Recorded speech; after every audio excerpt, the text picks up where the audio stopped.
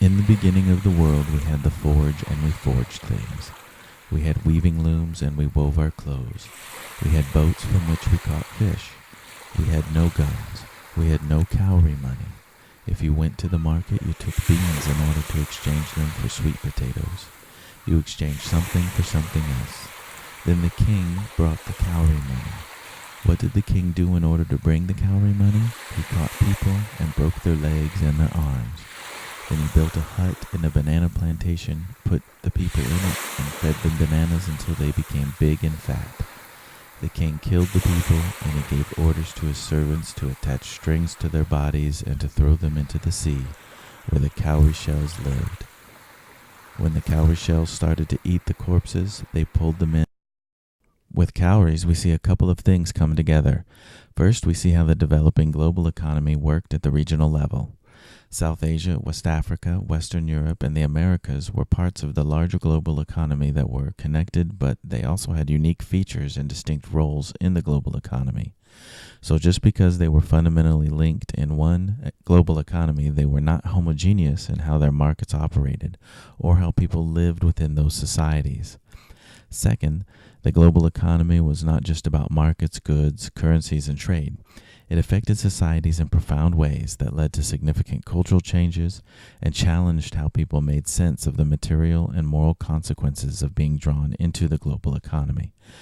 People in West Africa, the region we'll focus on here, came to see that economic gain included losses as well, and that economic decisions made in other regions of the world often exacted great costs in their own region.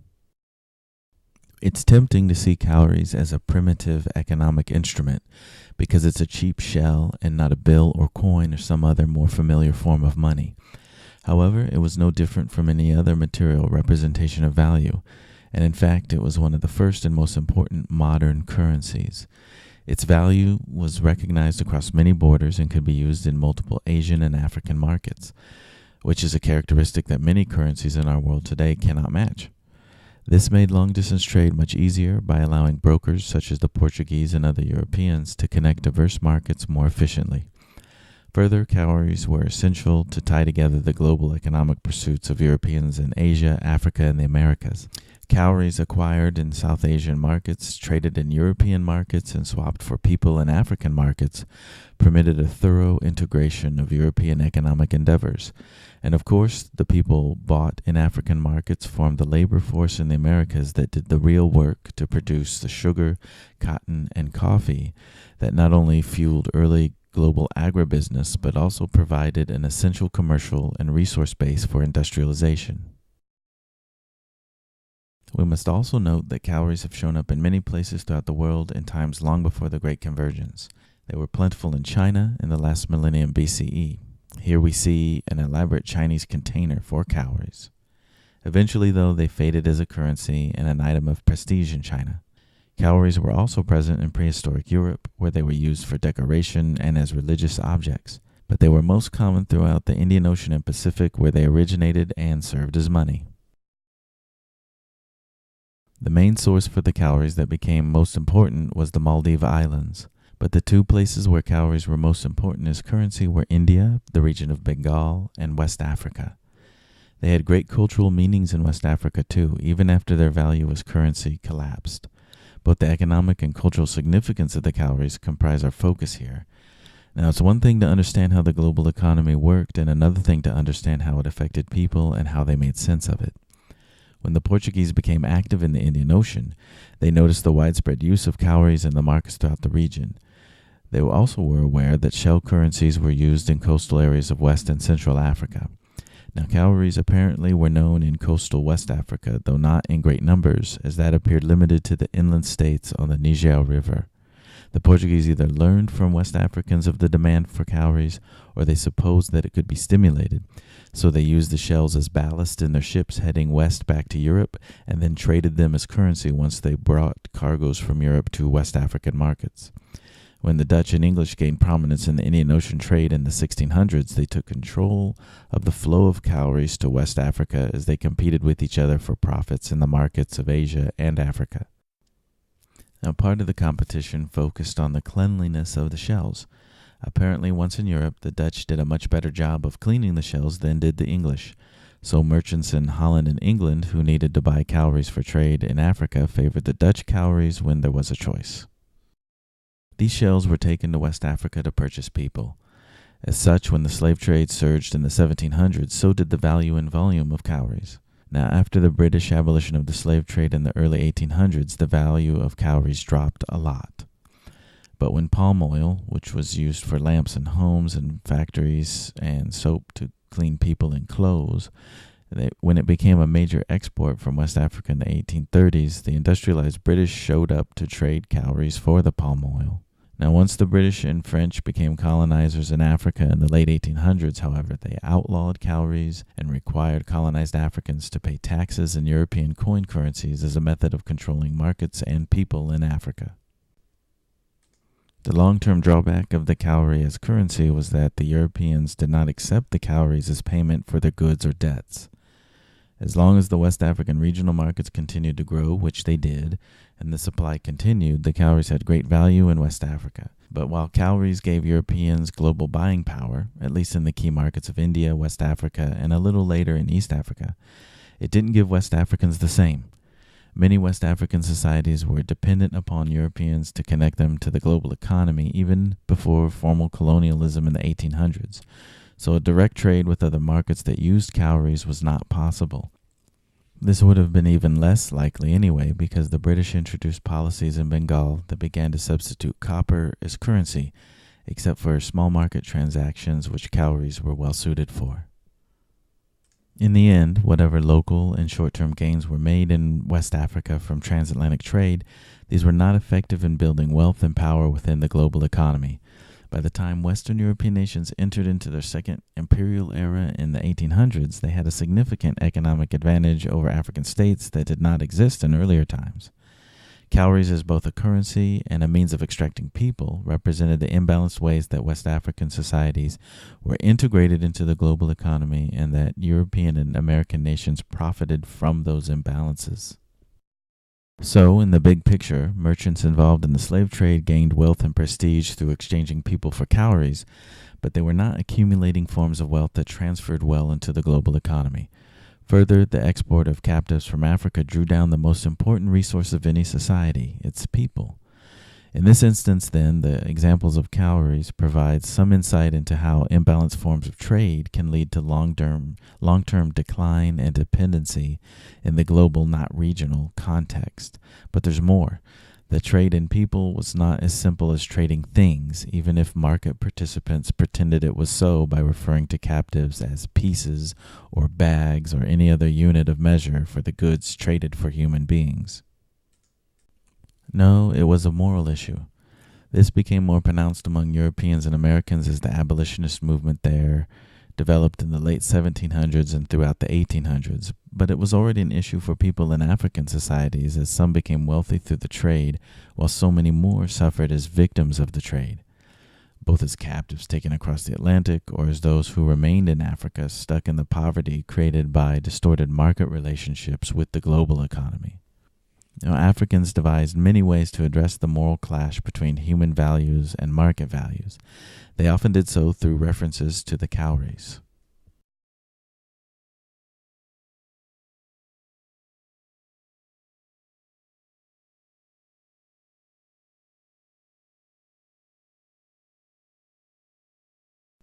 Cowries have a complex cultural history in West Africa, but it's safe to say that people in diverse societies there have made a basic connection between cowries and wealth, even in contexts that seem to have no obvious economic meaning, such as religion.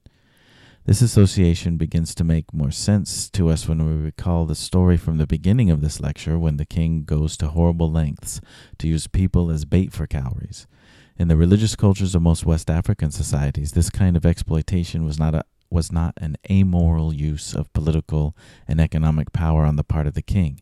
This was an immoral and malevolent act of physical and spiritual violence. One of the worst forms of physical and spiritual violence occurs when a person uses the bodies and life force of other people for the accumulation of wealth. And what was the slave trade other than the use of bodies and life force of millions of Africans for the accumulation of wealth by some Africans, Europeans, and Americans? So cowries then came to symbolize the wealth that so many desired, but also the human cost of acquiring that wealth, especially through participation in trade with Europeans. You can get rich, but someone will have to suffer for it. And in many other stories about this kind of thing, other people suffer first, and then eventually the person who gained the wealth at the expense of others suffers too. There are countless oral traditions in numerous West African societies that share this theme. For many of these societies, the transatlantic slave trade and its effect on African people was the first of many lessons in learning this painful truth about the global economy. So even though the story about the king using people's bodies to create cowries is not literally true, it captures the truth of the transatlantic slave trade. People had to suffer and go into the sea for the cowries to exist. Captive Africans had to be exchanged for the cowries and other trade items brought by Europeans. In the 1700s, the century when the transatlantic slave trade was at its peak, over 10 billion cowrie shells were exchanged for a large proportion of the 6 million Africans taken onto ships destined for the Americas. But the cowries had many other meanings in West Africa. They symbolized fertility, abundance, and spiritual power, and so they were used as items for personal decoration, especially on women, and for use in religious objects. Now, the connection to fertility may have something to do with the shape of the shells, as they are said to look something like female reproductive parts.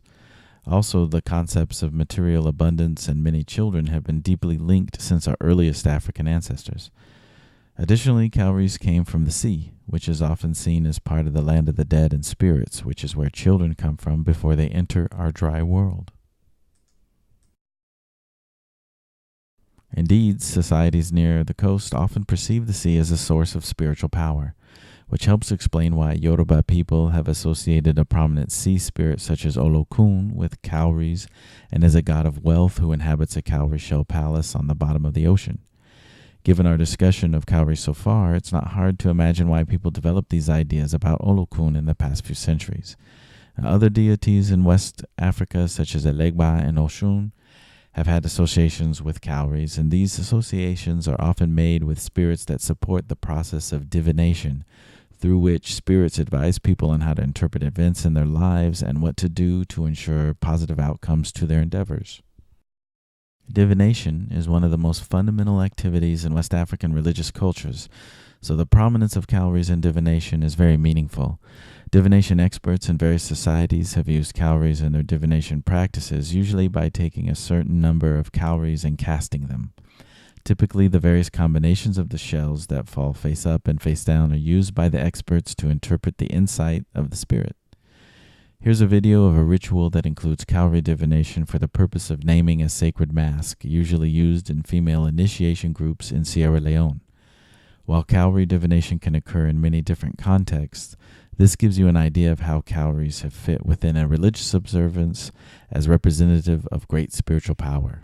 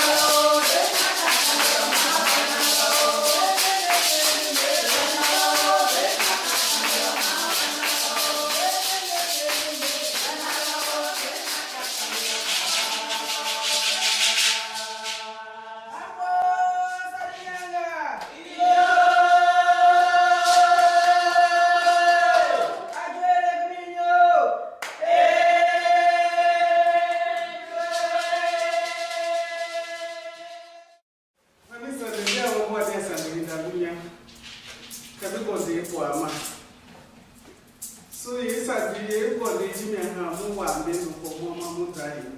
We have to call of the Mwegu, Ma, that we were Ndalongo, so Hidama, in our way to be a demon. So below the time, we are Mamas of the Aim. Kemo Maha, Moon, Bodejila Hema. It would tear the Nawe, Bikum Goma, but I'm more for Inji. Mukla, and Abukum will be a nama. Bodeji, I mean, Peregai, can I be Kulima, Gahi. So, anyway. So, tell me, how be you came out? Tell me, my father.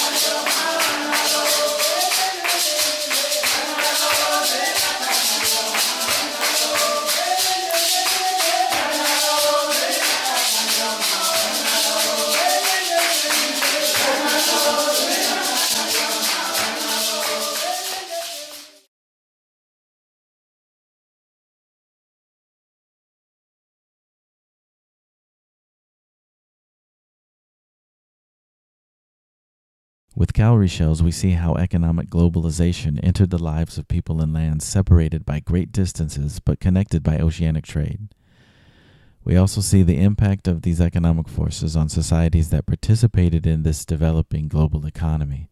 Additionally, the deep cultural imprint of cowries in West Africa provides yet another example of how a foreign or exotic item became an integral part of the most meaningful activities in daily life.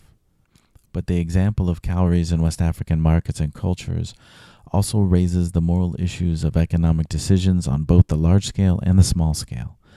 Despite the great human cost associated with the European trade of cowries for people in West Africa, people wanted these shells as both currency and cultural objects. This desire played into the European and American desire for African bodies as captives carried across the Atlantic and as enslaved laborers in the Americas. Those enslaved laborers produced the sugar, coffee, tobacco, and cotton that ordinary people throughout the world consumed in various ways every day. We have no problem with talking about the slave trade and slavery in moral terms today, especially in an abstract sense. It's actually too easy to do this because these things are in the past, right? So none of us today have to sacrifice anything to proclaim that the slave trade and slavery were bad. But were the ordinary people who led hard lives in hard times and wanted some cowries or a little sugar or coffee or whatever, were they morally responsible for the flourishing of the slave trade and slavery? Did their choices make them just as morally culpable as slave traders, slave owners, and others who benefited directly from the slave trade and slavery? Now, I ask these questions because they are not as historically abstract as we may think. Slave trades and slavery exist in our world today, and the prosperity of European and American economies today were founded in large part on the wealth and resources generated in the past by the slave trade and slavery. We saw that West Africans made sense of the moral issues of their connections to the global economy by telling stories about vampire cowries that drew the blood and life from sacrificed people to grow and make certain people rich. Now, how do we make moral sense of our connections to the global economy and its effects on people throughout the world today?